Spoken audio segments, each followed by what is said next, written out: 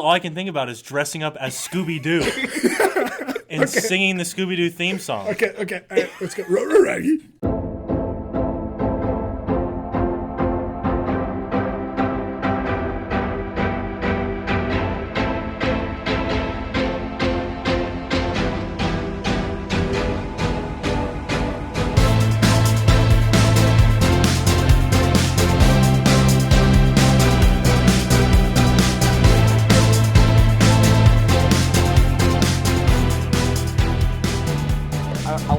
Episode with something besides, folks.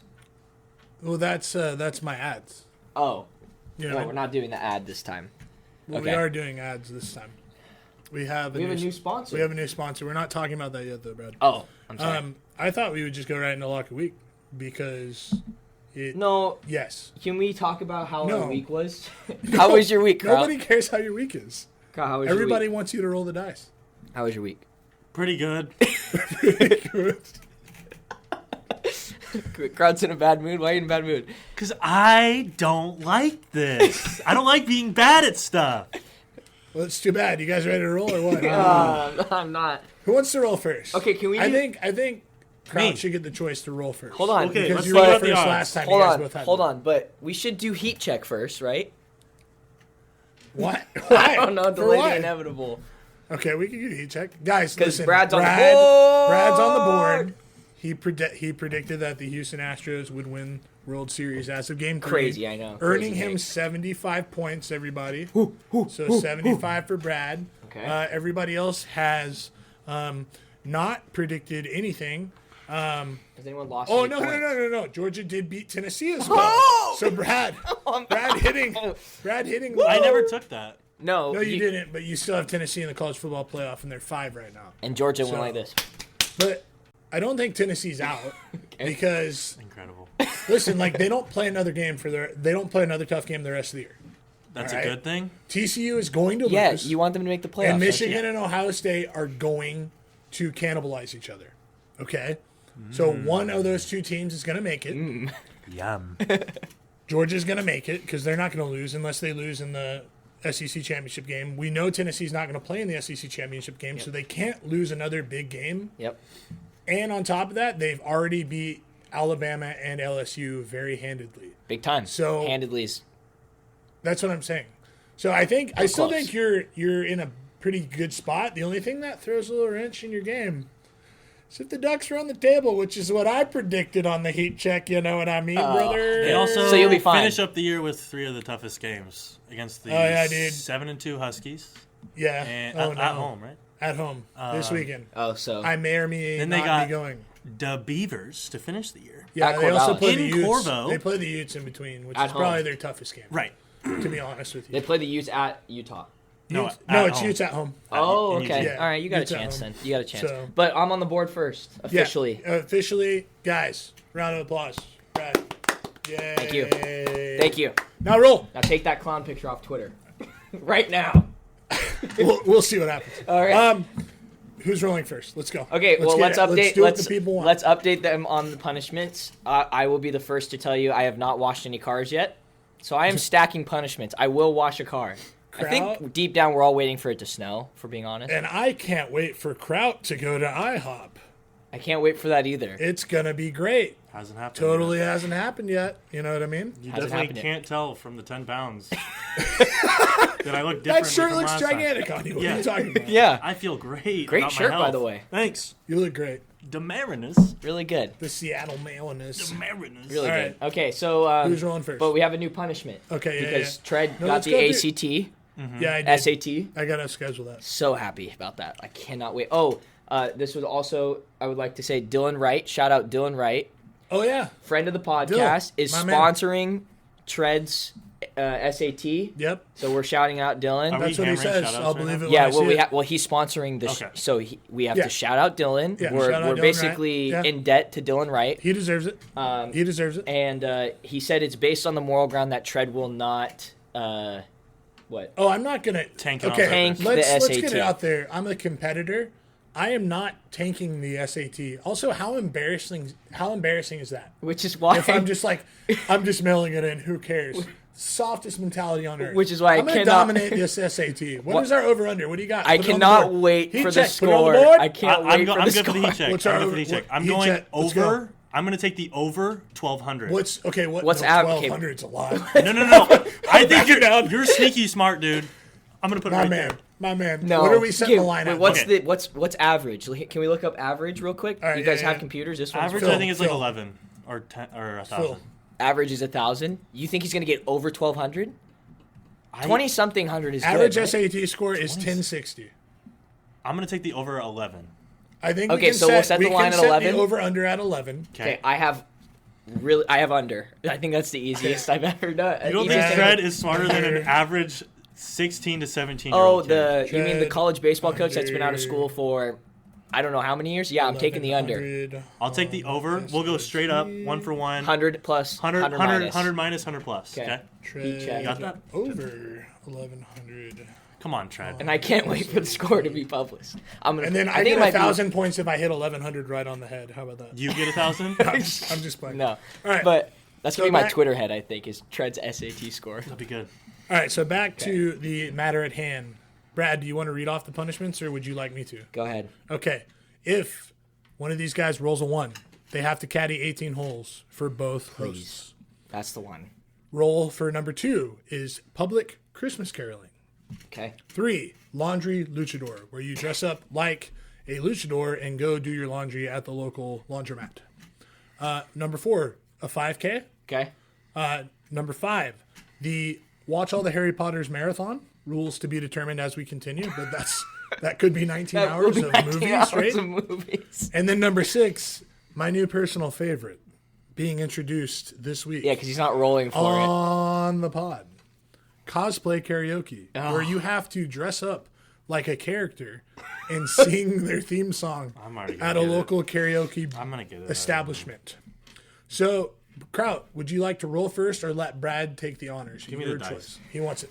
All right, folks. Is that the right dice? Here, wait. It says bike. Okay, This one right. does not. So I think Hold you're on. good. Hold on. What do you want? You got to get into I want to caddy 18 holes. Where's your mindset? Right. Okay, he wants to My caddy. mindset is all I can think about is dressing up as Scooby-Doo and singing the Scooby-Doo theme song. Okay. All right, let's go. Roll. Bro. 5K. 5K. Oh! Okay. All right. It'll be good with the pancakes. Yeah, that'll be huge. Really This good. is great. Counteracting This is each other. good. Yes. 5K. Really good. 5K. Okay. Really good, Kraut. Really happy for you. Oh, Well, I'm actually...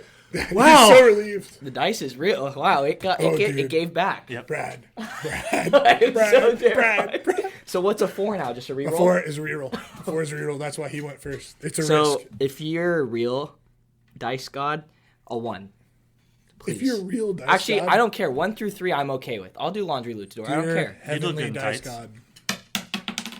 3. Okay. Okay. All right. Luchador is gonna be so good. All right. Good.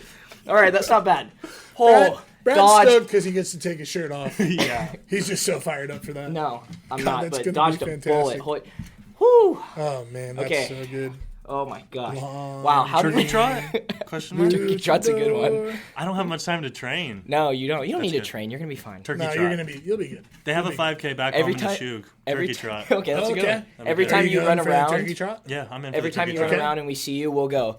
And you're like dying. We'll just say, remember all those pancake calories you're burning. Right. Yeah. Good. Yeah. See, yeah, that's part of your training. Yep. Was eating all those pancakes. Carbo just Carbo like load. Michael Scott. Wait. You haven't eaten pancakes yet. That's right. When he eats the pancakes. Yeah. Because that clearly has not happened yet. I think it's a computer. Though. So yeah, that was probably Good thing. All right. Yeah, good thing. That's Can we get to our lock of the week? Yeah, let's go ahead and let's transition Okay. to our locks of the week. Brad, you want to go ahead and lead us off? So I have a couple to choose from that I have taken valid measures in. Okay. What are we So doing? the first one is I just every time I get away they pull me back in. Okay. If this is a Raiders pick, I'm gonna punch you in the face. So the Raiders are -6. Don't do But it, listen, Brad. Okay, listen. I care about you. They're playing. Brad. You went Jets +11 after you rolled. I went Jets +13 and they won the game. Okay. And you're like, Anyway, Tread's an idiot. Whatever. The Niners suck, Tread. How about that? They trade for will Christian you- McCaffrey and they don't know what they're doing. Will you let me talk? Anyways, yeah. Will you let me Sorry, talk? my bad. Okay. Take Brad. So Raiders, Colts. Colts fire their head coach. They have this guy named Saturday. Jeff Saturday. Jeff Saturday coaching a team on Sunday. They don't play on Saturday. But here's the thing, okay? They have an interim head coach named Jeff Let's not Saturday. rule it out. They might. It has been confirmed. He has Devontae Adams on his fantasy football team. Oh, wow. So You're saying I'm this is saying, okay? mail it in, Mr. This Saturday. is conspiracy theory. Yes, Jeff Saturday is going to throw this weekend for But- the fantasy. I am not going to do it because I hate my Raiders right now more than anything. wow. I hate them. So I you hate them just teased with a us. passion. They're so horrible right now. So what are you going with? So I am going with Niners. Oh, this Against? is a hot change at the last minute. They're playing the Browns, right? The No, Dolphins they're are playing the Browns. Sorry, the Niners are playing The Niners are Chargers, playing the right? Chargers. the Chargers. Oh. And I want Shout out Eleanor Parker. shout out Ellie Parker, one of the biggest Yep. fans of the pod. Yes. I'm taking Why are we shouting her out? huge Chargers. Yeah, Oh. Vinny, her boyfriend, Chargers fan. Go Chargers, go. So, as much as I Shout out hate on the them, Chargers this week. I can't get away from the idea that the Chargers can't stop the run, and the Niners are, They're and pretty that good. I think the Chargers are gonna have to throw the ball, and I like the ball in Justin Herbert's hands more than anywhere else. So I think the over's gonna hit. Oh, you're going over? Yep, Okay. I'm What's going the over. over 45.5? 45.5. Okay. 45.5. Kraut, you want to go ahead and do yours? Really loyal listener of the pod just wanted me to ask you what you think about Justin Fields right now. Oh, me? Yeah. Can you shout him out? Let's I shout him know- out. I No, know- he doesn't want to be shouted No, out. I He know, told I me- know. He wants to stay in the dark. The I dark know night who rises. our secret. and I he think just Bubba wants to be followers- shouted out. Wait, Brad. Oh, What's up, Bubba? Bubba Sorry. told me to shout him out. Oh, did he? Listen, Yeah. I'll go. Listen, I work out a lot, as you can see, and as I spend mucho time in the gym, There's cameras now, you can't lie.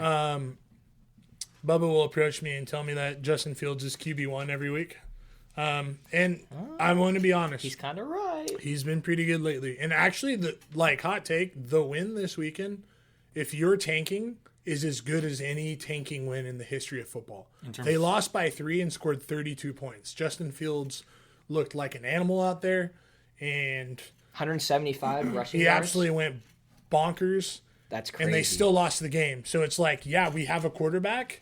Our team still sucks, but we're tanking for a good draft pick. So taking L's right now is a good move. But I think they're going to have a tough time this week in taking an L. And why is that? Because the Bears are going to win by 3 or more. That's Bears right. -3. Bears at -3. Chicago. In Chicago versus the Lions, terrible defense. Both sides. Justin Fields I doubted him last week against Yeah. the Dolphins. Did and you he see just had a great when week. Also, this is a premium spot for you to do your, you know what I mean? The sound. it's Lions and Bears? Oh my. Perfect. It's Thanks, Fred. also I don't know if you saw, but Justin Fields ran out of bounds after he rushed for a first down. Mike McDaniels looks at him and says, "Stop it." Mike McDaniel. Mike Again, this is where you McDaniel. get your premium sports content right here on the Big Trevor Sorry, Bad Buffet. big Mike McDaniel fan. Sorry, No, he's a gangster. I like him a lot. I miss him. Yeah, he's a really good coach. Niners definitely are missing him. But my lock of the week this week, I'm taking the Dolphins over the Browns -3.5. Dolphins are at home. Browns have to withstand the heat of Miami. It's probably going to be over 80 degrees in that stadium. The way it's set up, the sun just bears down on the opposing team's bench, did his and the research. Dolphins are in the shade. Dolphins offense has been electric lately. Defense not as great, but I'm pretty excited about my pick. I think it's gonna be a lock. Know what I'm saying? Okay, what is it again? Clarify. Dolphins -3.5 Okay. against the Browns at home. That was the third one I was thinking of. So good pick, Tred. I Thank agree. you. I Bad agree. take. Brad agrees with me. Does that mean I divert? Do I switch? You can do it right now. If Put you it want. on the poll, Cole. Put it on the poll. Folks, have you ever been in Forest Grove thinking, I want to sit down at a nice restaurant with some nice people and listen to some nice music? Well, look no further than Black Dog Bar and Grill. New sponsor of the podcast. New sponsor of Big Trent and Brad's Buffet. So all you fatties out there looking for some food in Forest Grove, let's go to Black Dog Bar and Grill. It's a great place with a great environment. They also cater. Yep. Tred, you had a friend. Yeah. Shout out Tyler Kochik. His wedding. Oh, was Koch. catered. Yeah. You guys. everybody's You've aware actually of his heard him on legend. this pod before. He was the transition guy. Dude, he was? Anyways, Tyler Kochik's wedding was awesome, and it was absolutely, enhanced by what we had food-wise by Black Dog. And Phil does a great job. The whole staff is awesome. Really good vibes at the restaurant. Really good mac and cheese. Really good smoked meats. They do cornbread on weekends, I'm pretty sure, as well. I've had their cornbread as like a dessert after. It is fantastic with butter and honey, I'll tell you what. So I couldn't recommend it any higher. I think it's a great spot for you to go with your family, a great spot to go with your friends. And great people own it. So, yeah, we're thankful for the support we're getting from Black Dog. And, yeah, go find it right next to Rainbow Lanes here in Forest Grove. It's kind of by the Les Schwab down there. In between Domino's. In between Domino's. That little curve right next to Safeway. Yeah, right behind Safeway. So, Black Dog Bar and Grill, thank you for your sponsorship. And go check it out today. All right, free agency has started in Major League Baseball, and we're going to talk about it. We are going to talk about it.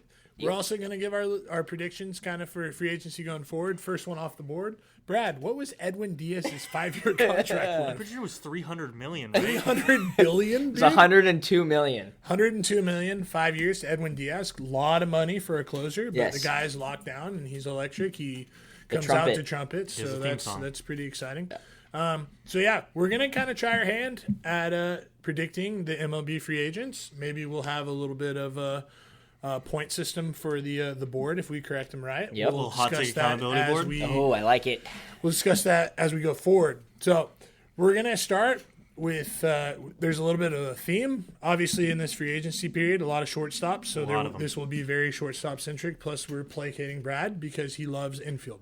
So first one on the board. Trey Turner.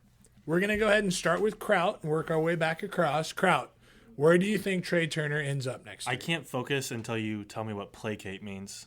Placate, I'm going to go ahead and look it up. So while you're doing that, Trey Turner is one of the best shortstops in baseball, especially when you look at advanced metrics. The Dodgers are going to value him way too much to let him slip out of their fingers, so the Dodgers are going to re-sign him. That's where I'm going. It's boring take to get started, but I feel really confident about that. Actually.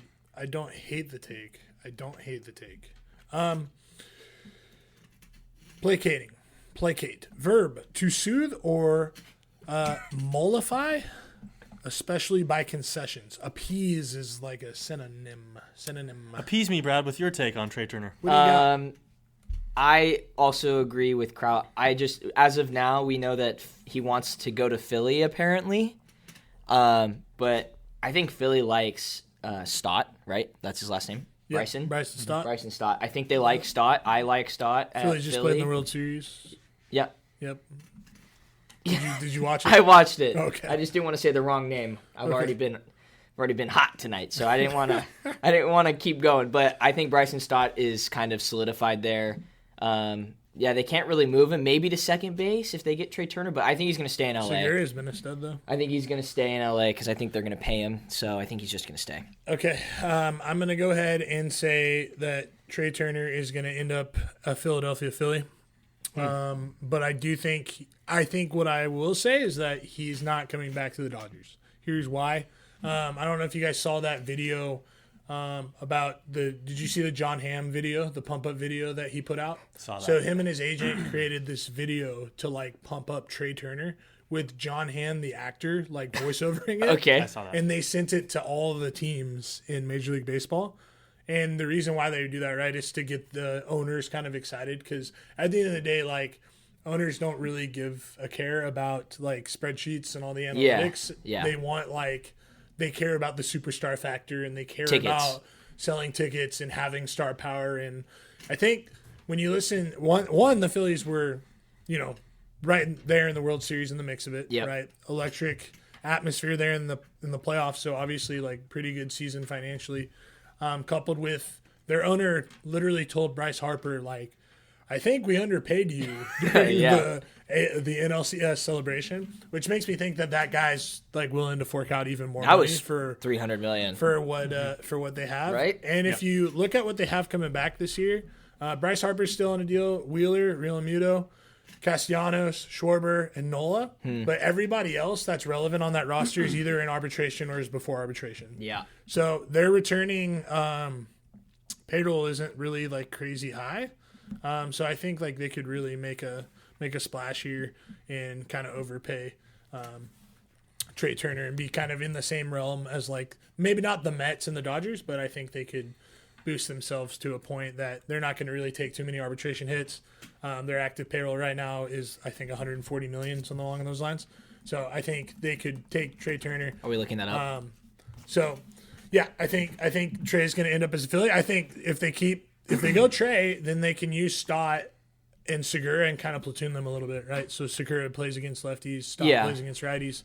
And you just Segura, have really good infield depth. What's right? Segura going to cost you, though? That's the thing. I mean, he's probably pretty cheap. Oh, Segura's a free agent. Never mind. So Stott's moving to second. So it sounds like Stott's moving to second. Sounds like for you, though, is we're wrong. Why? That's on me. Not necessarily. I mean, we've seen people use those kind of videos to just kind of, induce their own owners to fork back over more money to re-sign them. I mean, he could just be, upping his own kind of stock, just like Aaron Judge would be doing the same stuff. Yeah. So here's the thing, though. I think the Dodgers won't be outbid. The Dodgers have plenty of money this year, especially like they just opened up their books a little bit, and there's a huge free agent market for shortstop, and thinking about like the pitchers they're eventually going to have to pay on that roster, like Urias is coming back and he's on arbitration. Walker Buehler's on arbitration. Will Smith's on arbitration. Dustin May is on arbitration right now. The only guys that they really have like long term right now is Mookie and Freeman. Like Max Muncy isn't making that much money. Chris Taylor's not making that much money. Like he's got a decent deal, and Justin Turner is like kind of aging out here. So I think like it's a premium time for them to be able to like kind of load up their team. So I think like they might want to pay Trey Turner and bring him back, but I think the market is so like robust that they don't really need to make that move, right? Yeah. And Trey Turner is obviously going to get paid above asking price. Well, I think he's probably the most well-rounded shortstop in like Major the League Dodgers Baseball. usually will pay for guys, but they're not going to pay for guys above their market value, right? Like Freddie Freeman is a guy that they paid, but Freddie Freeman's one of the best hitters in baseball, if not the best hitter in baseball. Mookie Betts is an absolute dude and is going to have a great, and obviously Trey Turner is a really good player, but I think like overpaying for him as he ages out, shortstops obviously as they get older fall off a little bit defensively. He's a speed guy. You don't think he's going to be able to steal all those Didn't you bags. see the video though? John Hamm said I those know. qualities, mobility ages really well. I know it's hilarious, right? I know. They're I picked literally up on just that too. selling him.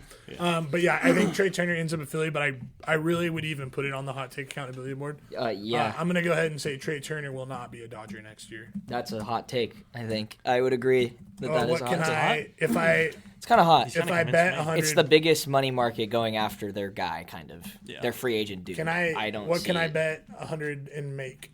If you bet 100, we'll give you one. One? Yeah. It's the Dodgers, bro. So you're willing to lose 100 if he's not a Dodger? Yeah. 250. The points don't matter. I think 400.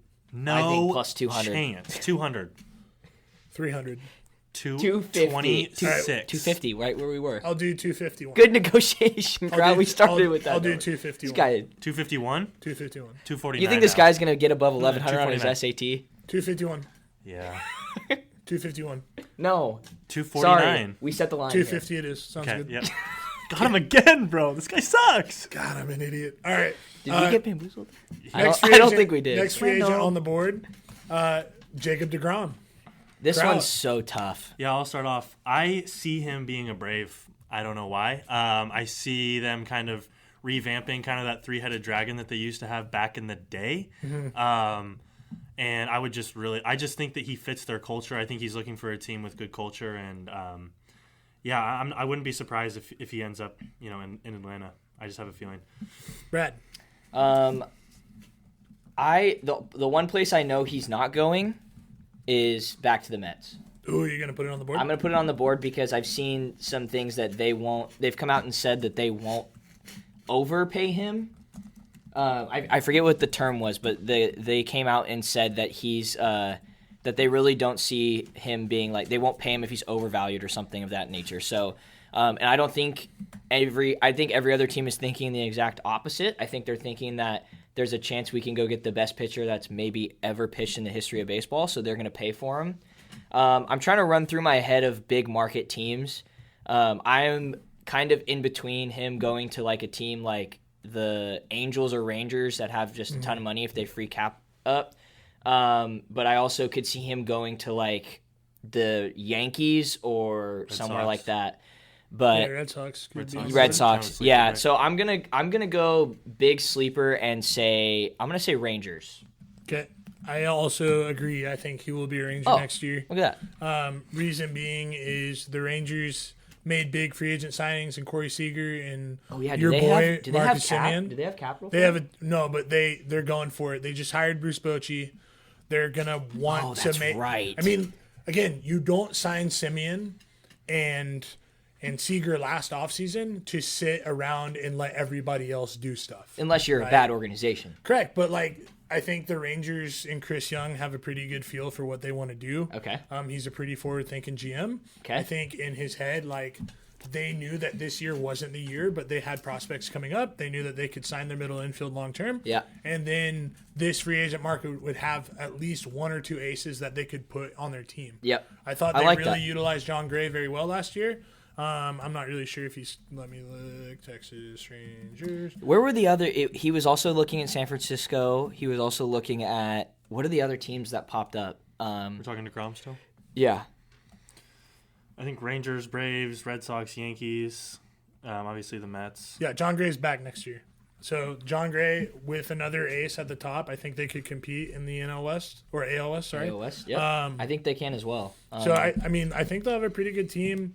Obviously, it's a pitcher's paradise as well, so I think that's enticing for DeGrom, considering the new ballpark is playing pretty big. Ask Marcus Semien.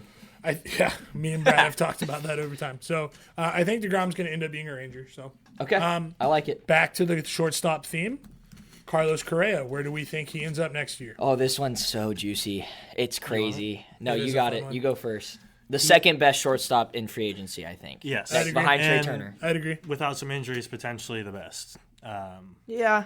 Trey Turner. He did have some. I think he did have some injuries wouldn't last year, say- but he still came back. Trey Turner brings a whole nother. Yeah, I wouldn't say the element best. offensively. I would because of say the speed. the most seasoned shortstop. This guy's been there. He's done been that. there, and I think he's going to go and he's going to be a Phil. I think he fits the vibe. That Phil's they're kind 1,500 subs. Shout Wow. out our Shout out sponsor. Phil's. He's going to the Phillies in Philadelphia. I think he fits the vibe. I think he'll step in and can kind of take a team who just kind of made it back to the postseason and kind of show them what it means to kind of continue to have that winning kind of tradition and continue to get there and be there all the time. He always comes up with big hits. When I kind of watched the Phillies in the regular season, that wasn't something that they necessarily had, was a guy who was going to step up. Harper was obviously out for most of the season. But I think they could use a guy that kind of rises to the occasion in the biggest moments. Yeah, I think that would just be pretty cool. So to your point too, they're kind of a band of outcasts a little bit, right? Because you've A got lot of, you've got Harper who is very polarizing, Castellanos, like Schwarber are kind of guys that are a little more ragtag, underdog chip on the shoulder type. They're fun. They are a fun team. I think Correa wears that as a cape ever since the cheating scandal, right? Like that guy's been getting crushed for years. We still don't let it die. Right. So I think that I don't think that's a terrible call. So Ready for this one? yep. I don't think you are. Go ahead. He's going to Boston. Okay. He's gonna replace Interesting. Mr. call. Bogarts. Interesting call. I think they're going to be in the market. I don't think they want Xander Bogaerts for some reason. I don't know why. I have no reasoning for that. I just got that feeling that Xander wants to move on. And I think they're going to just kind of flip the script. I don't think they can afford Trey Turner or they want to go get a guy that expensive. So I think they're going to get the next best thing and maybe try and make a push if they get a couple bats. I think it's either going to be Boston or San Francisco. That's my two, but I'm going to go with Boston. Yeah, I'm going to go crazy. I think that there's a lot of smoke around him going to San Francisco with Judge. Yeah.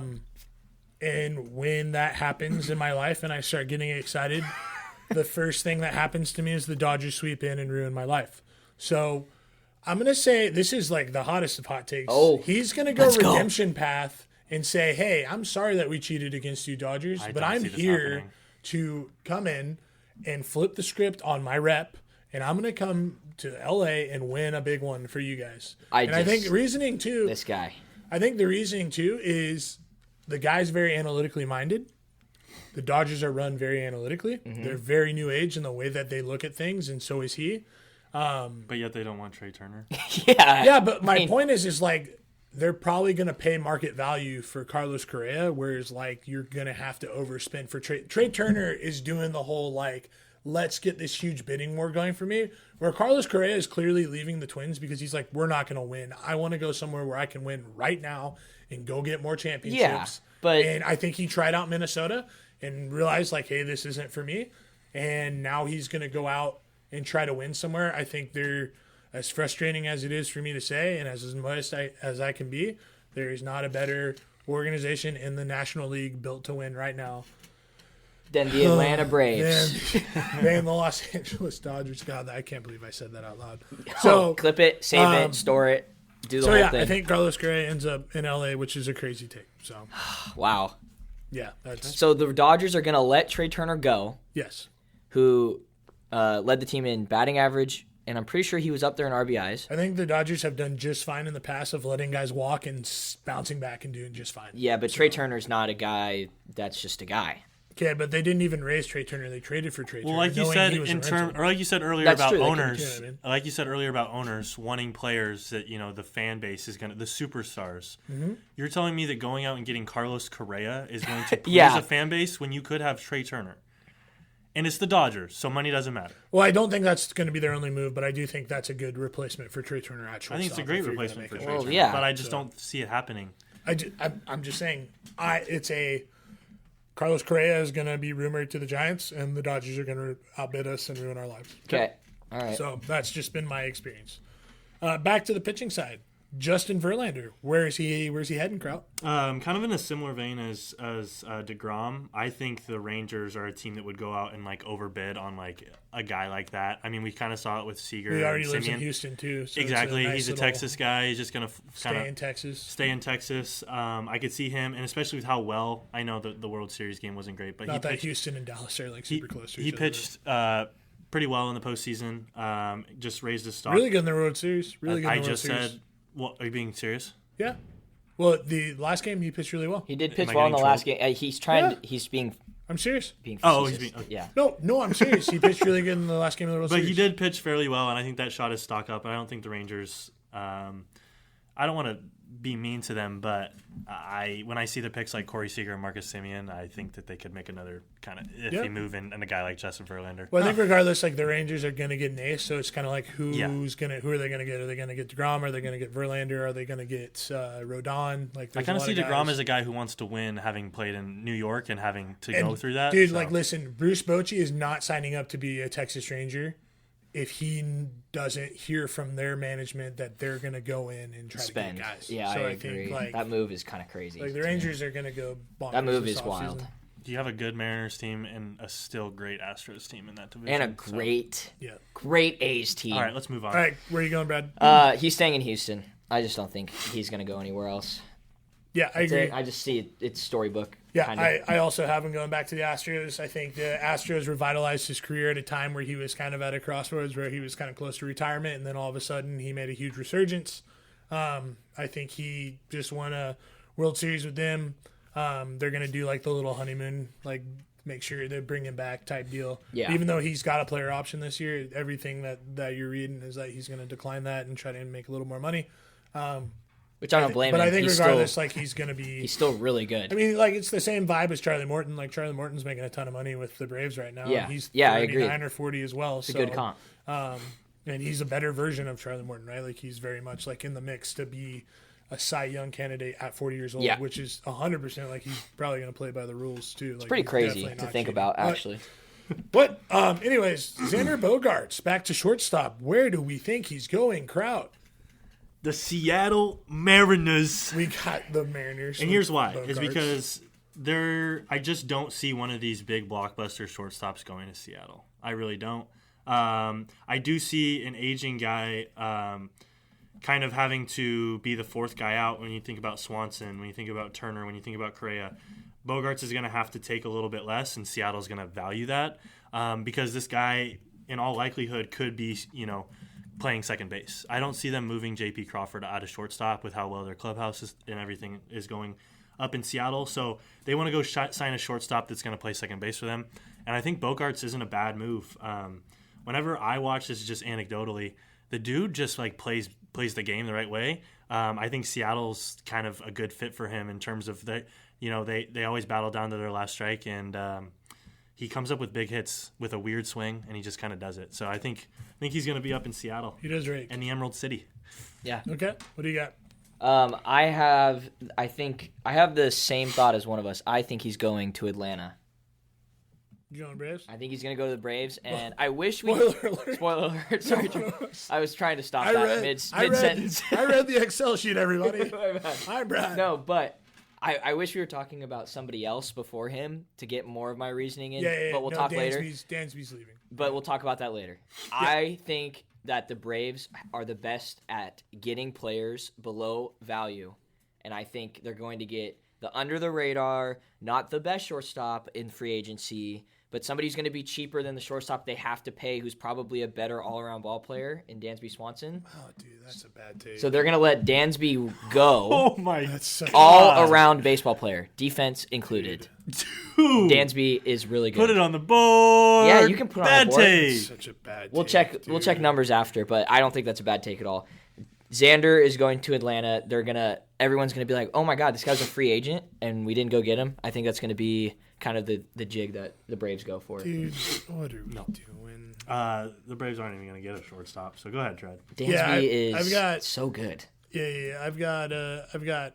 Oh, you were saying that Dansby's better? Oh, Dansby is the best.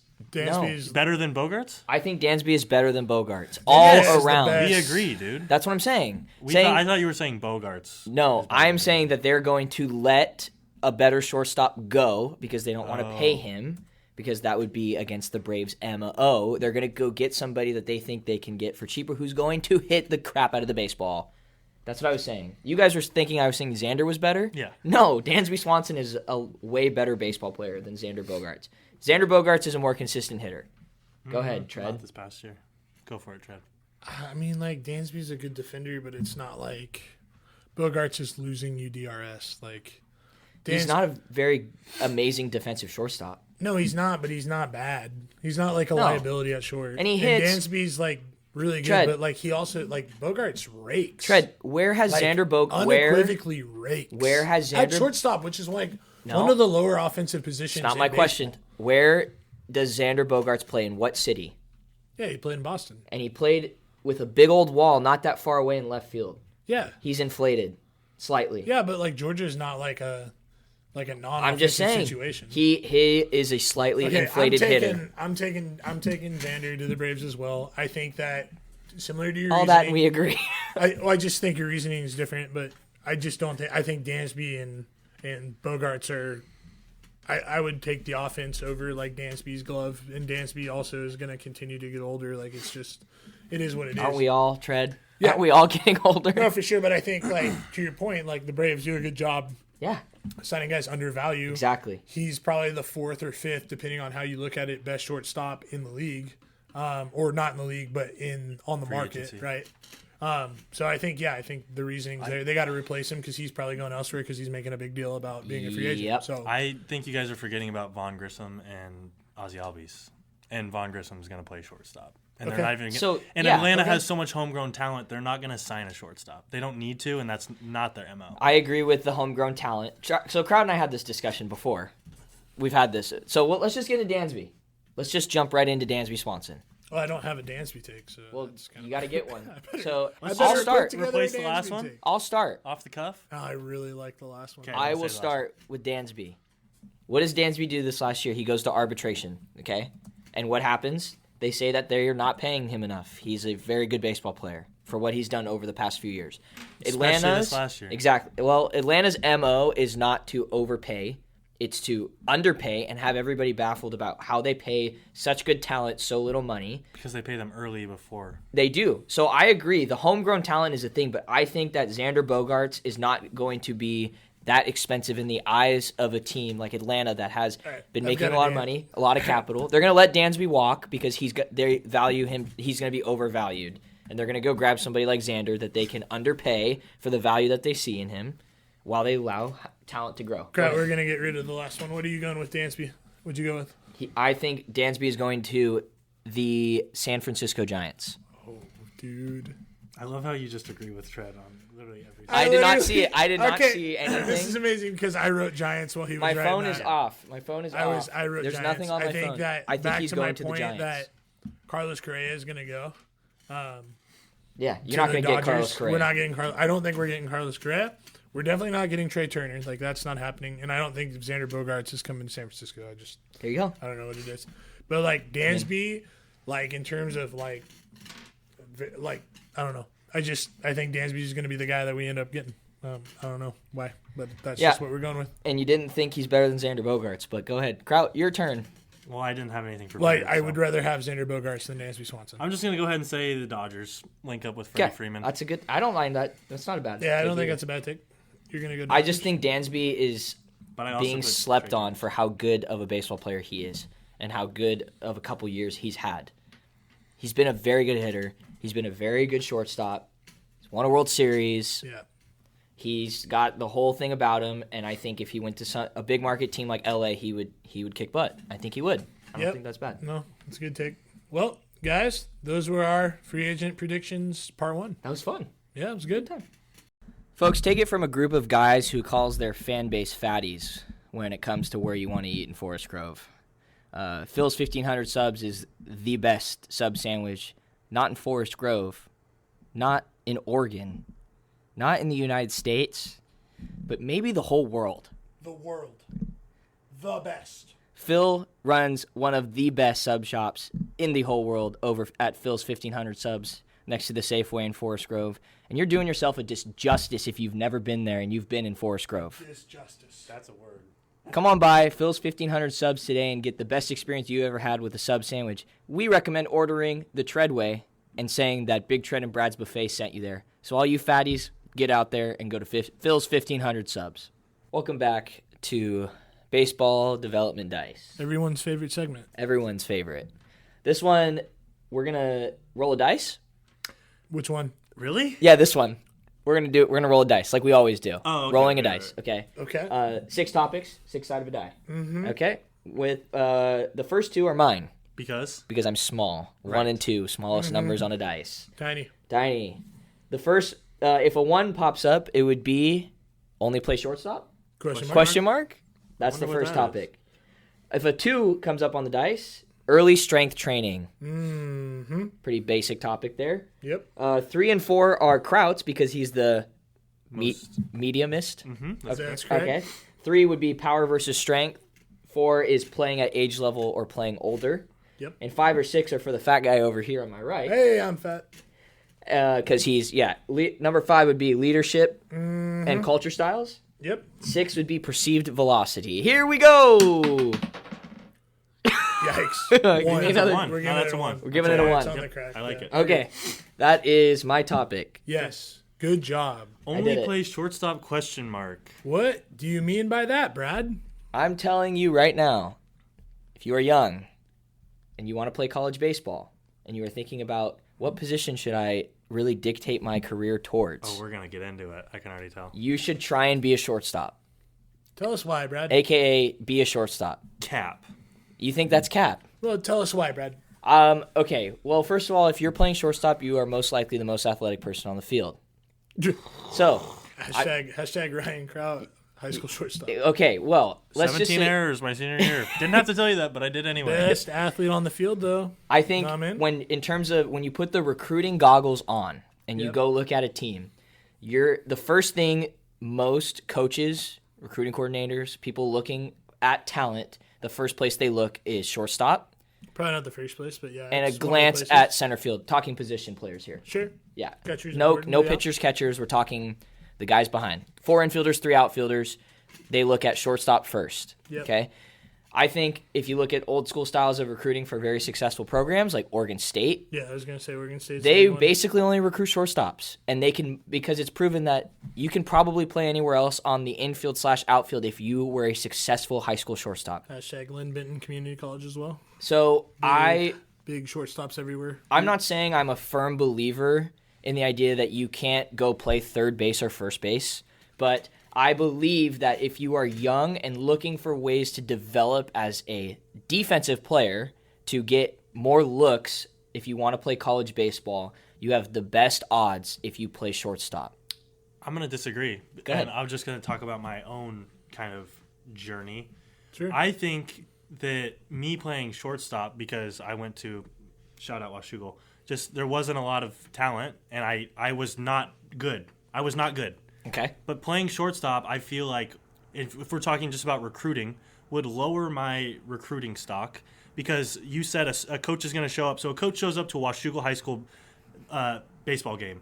He sees me make 3 errors and sail a ball 40 feet over the fence. Okay. And then clank 2 balls. I have a rebut for this. And is going to say, dang, that kid sucks. No. Move on. Because that's exactly what is not if I were going to to play happen. first base and was serviceable and raked, then the coach would say, okay, he's a first baseman. Yeah. I don't necessarily care about his defense so much if I was playing the outfield. Can a coach not deduct from you playing shortstop and watch you hit that hey, maybe this guy's a good hitter, but he's not a shortstop, and he just doesn't know it yet, which is quite an easy fix once you get to the high school or once you get to the college level. However, it's harder to learn skills defensively that you would learn growing up playing the shortstop position. You're assuming that coaches think like that, though. Okay.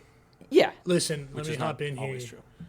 Like, I would agree with Brad in that when you look at a guy who plays high school shortstop, whether they're a true shortstop or not, if the stick plays, you are much more apt to take them and move them than you are like a guy who plays first base only in high school. And that's like through experience of recruiting guys for years. There are plenty of guys on the current Pacific University roster that were high school shortstops that we knew weren't going to be shortstops here, but we took them in as shortstops in the recruiting process because we knew they could like stick at other places over time, right? So I think like I understand what you're trying to say. We're also Division III. No, so that's where we get in on guys. No, but that like Oregon State does that with Division I bodies. They're gonna take because like at the Division I level, like you're getting the best athlete at high schools. That doesn't mean, but like at the Pac-12 level or like high level college baseball, there's only one guy who's gonna play shortstop. But you might have like 9 really strong athletes that you can move around and they're going to be fine at different positions because they're athletic. And so I think you're looking for tools first and foremost, but you're more apt to take, like, say you play first base or say you play shortstop. You're still the same guy, right, in terms of what your tools show. And, like, ultimately you're recruiting the guy on his tools and you're much more apt to take him defensively if somebody trusts him enough to play shortstop at their high school team. That's the big thing too. Like if you can't see the vision of like moving that guy around as a coach, then your vision is poor and like you're just probably not recruiting very good athletes. Well, I would say that like it's a lazy concept to just recruit the shortstop, because if I were to go out to a field and see a kid raking and also notice that he's extremely good around the bag, I'm being biased here obviously, and that he plays really good first base and he picks up the other infielders. Like, that is huge to me. Yeah. Dude, I want a good kid around the bag at first base. Teaching first base is hard. I had a coach who... We don't always throw shortstops over at first base and it works out well. I had a close friend who's a coach, and he's now coaching at the Division I level in the Pac-12, and I'm not going to... You guys can try to deduce that best you can. Who told me once, like, I do not recruit outfielders any longer because if you're playing outfield in high school... It's probably because you're a poor athlete and you aren't trusted enough to play high-level infield. And you can always move a shortstop to the outfield. You're not going to take your left fielder and move him to short. You know what I mean? And I don't want this idea out there to deter anybody who thinks that they are not athletic enough because they play high school they play the outfield in high school or they play first base. I'm saying from the age of pre-high school to early in high school development.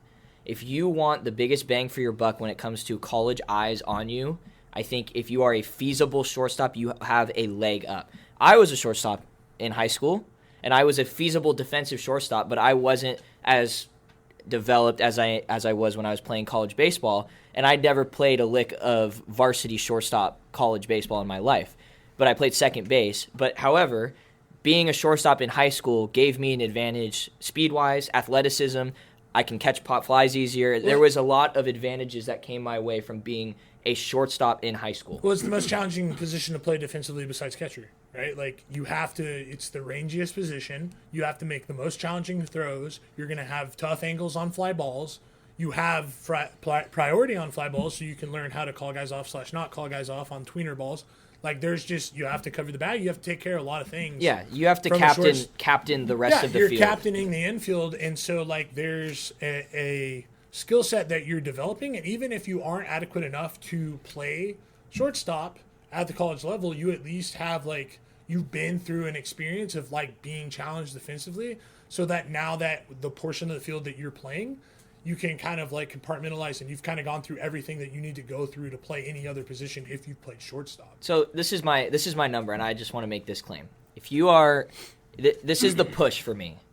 If you're young and you say that you are a second baseman, right, as an infielder, or you are a third baseman because a coach put you there, that doesn't necessarily mean that you're not the most athletic person on the field or whatever it may be.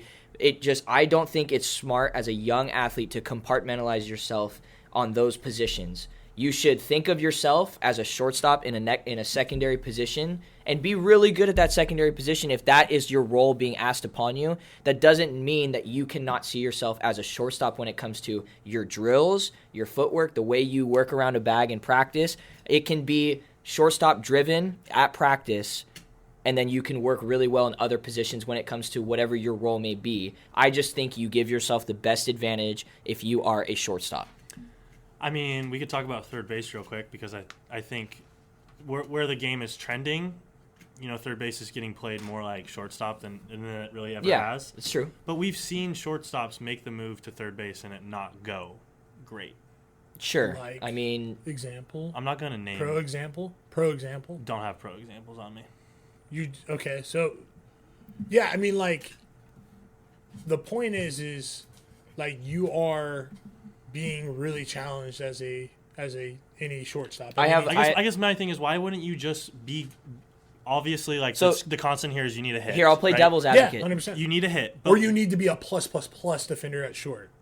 What's wrong with being a plus defender at third base and also hitting? 100%. Okay, so and it's like that's my third base for the next 4 years. I don't think his point is like if you're 6'3", 215 pounds, like force feed your way to short, and you hit left-handed and throw left-handed. Yeah, I'm not saying force feed your way to shortstop. I'm not saying that. I think his point is like, you should try to develop yourself to play shortstop while you're a young infielder. That way you are creating like a more robust skill set that translates to other positions. And like, it's better to have the ability to play an okay shortstop and be really good at other positions rather than to just completely punt on being a shortstop because you're undersized or you've got bad footwork or what have you, or whatever your coach is telling you when you're young. But I mean, I agree with you too. Like, certain guys can't do certain things, and it's not going to be feasible for all infielders to end up playing shortstop. I mean, wasn't that the argument we were making? No, I think you guys are both right, and you guys are both wrong in a way, right? Like, I'm taking such a big stance here by just standing in the middle, but it's just context is going to be really important. But I do understand like the vibe with Brad here of do everything you can to be a shortstop because you will be thought of greater in the mind of like a recruiter or a coach who's potentially trying to find playing time for you or add you to I will restructure the question. If you are a young infielder and you are being compartmentalized to a position that is outside of shortstop, aka third base or second base, you're being told that is your position, but you feel like you can train yourself and develop skills enough to be an adequate or good shortstop, you should take the path of working to be a good shortstop because it pays off when you get to the next level. I wanted to talk about this too. From a training perspective. From training. There's intangibles that come with Well, that. there are certain tools too that you have to have that are non-negotiable to play shortstop. Absolutely, exactly. I'm just saying, you can work on arm strength. You can work on your footwork. You can work on your backhand. You can work on throwing on the run. Those are things that you can work on. If a coach has told you are not good at that, that's why you're playing second or third, then I don't agree with that. And if you're the player, you should think differently and think about how can I benefit myself the most when I want to play college baseball, and that is getting the most eyes on me at shortstop when it comes to playing in the game. Now I want to go back to what Tread said really quick about all the things that a shortstop has to do that builds development and skills that are intangibles when you get to the college level. If you have 3 infielders from third, short, and second that were all shortstops when they played in high school baseball. They all know the infield and the in and outs of cuts and relays and where the ball needs to go better than the rest of the field. It's just that's what happens when you have. Hope if their high school coach is good at communicating how to adequately handle cuts. That's what I'm saying. They've been coached well and they've played an adequate amount of games at shortstop in their career. I would say that mental skill, the mental strength of understanding where the ball is going to be, where the ball needs to go, how do I get to the ball quickest, whatever it may be, that translates to being the most athletic on the field. Is you have a better chance of having those skills if you play shortstop more in high school. The mental skills. Yes. So you'd rather take somebody who's played only shortstop and throw them at third and would say that they can set up a cut to third base than someone who's played third their entire high school career. You give me 100 shortstops. How hard is it to set up a cut to third base? Not a great example. But to be where you need to be and understand the field, the shortstop only knows what the shortstop does. If you give me 100, he's not going to drop in and instantly know. You're cutting down the amount of room that you have to work, and it becomes a much more north-south game than it is east-west if you move from short to third, which can be a challenge if you're not used to working north-south and it takes some time. But if you're an adequate enough athlete to play shortstop in high school, like that skill should translate pretty quickly. Relatively quickly, I agree. I think you give me 100 shortstops and give me 100 third basemen, and we blind test, don't know who played what in high school, and you throw them at third base, I think I would pick the shortstops more than the third baseman. I really do. Also, you're just limiting yourself on what you're being challenged to do at your position, because at the end of the day, it's third base and shortstop are extremely different, but you can still make similar plays that the third baseman does at shortstop. The third baseman's typically not going to make a lot of plays that the shortstop makes. It's just a very different. I mean, you saw. My question is, you're saying that in order to be recruited, you should try to play at shortstop. It's not the end all be all. Why isn't it just train at shortstop if you're an infielder? Sure. When you go to a big showcase, where do they normally have you go for your pro style tryout? Exactly, which is I also have issues. And guess what? When you see it, the first thing that jumps off is, okay, I'm not going to cut this kid off my list, but he's not a shortstop. And why are we watching him at short? But if he developed for the infield portion, you definitely do cut that kid off your list. No, you don't. If you see a third baseman at shortstop, but he sucks. I don't agree with that. I mean, there are plenty of guys that I'll watch at a showcase, and I'm like, okay, that guy's clearly not a shortstop. But if he rakes, I like his glove actions enough. It's usually a footwork thing or a minus arm thing. But I'd rather him have that footwork in his fundamentals, in his bag when he gets to the next level, because when it goes to third base, it's easier. We're beating a dead horse here. At the end of the day, you're not yes, Brad's point is right, and so is yours.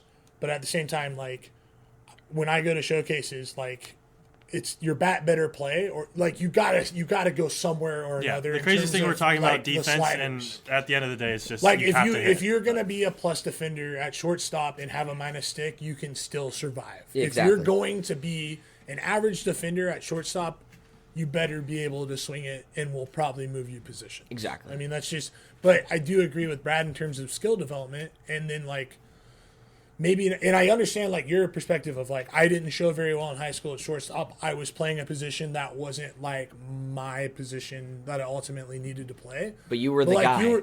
You were a converted first baseman who ended up being one of the best footwork guys at first base that I've seen.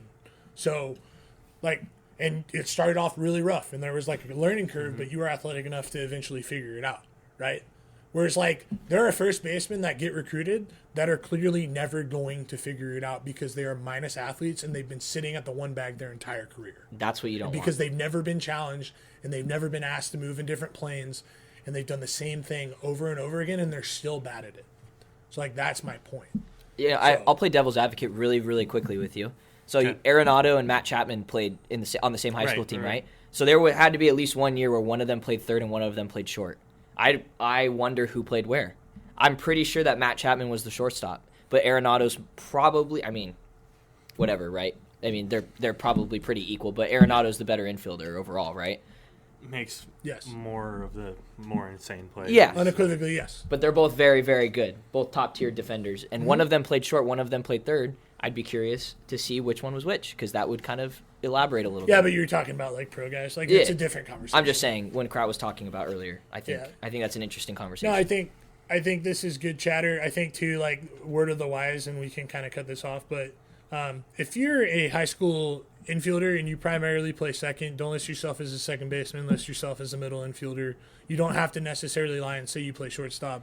But if you're somehow a high school infielder and you're listening to our podcast and trying to get recruited, if the footwork plays and the arm doesn't, that's a whole other thing. You need to throw yourself in there as middle infielder, because the worst thing I can see on an email is just somebody who says I'm a primary second baseman and I have. And I feel that. I really don't care. I don't know why. I just don't care if they say that. Like, if they rake, they rake. I don't really care. Yeah, either. but they got to rake. That's my point. Yeah. Is like, if I see shortstop, show me a second baseman that I'm rake. interested in watching the video. If I see a second baseman, and that's where I'm probably moving on. Interesting. Yeah. There's been some I think I'm in the middle of that a little bit. Okay. But